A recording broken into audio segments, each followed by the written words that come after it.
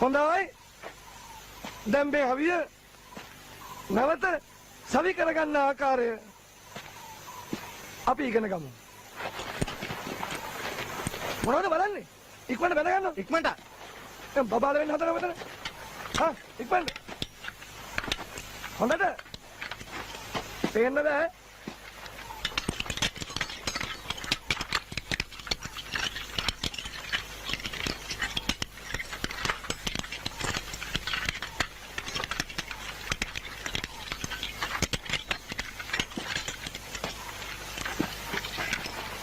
මොකද්ද ප්‍රශ්නේ? සර් මේ ඇතුළට දාන එක. ඇතුළට දාන එක? තමුන්ලට වෙන වෙන දේවල් නම් කළුවරේ අතපත ගාලා ඇතුළට දාගන්න පුළුවන්. මේක තමයි බැරි.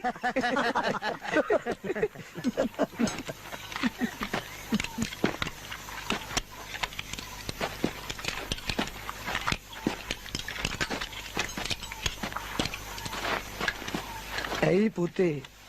Taman දැන් ගමනක් ගිහිල්ලා.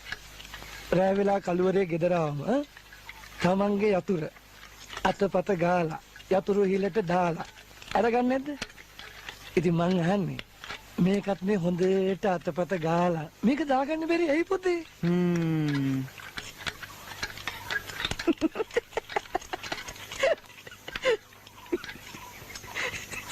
මොකද තම සිනාවෙන්? නෑ සර් මේ යතුරු හිලට දානකොට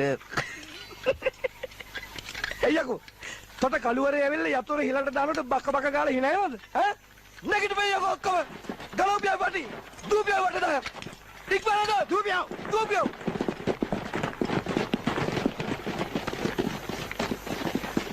යකෝ මුං එකේ හිටියම අපිත් නරක වෙනවනේ.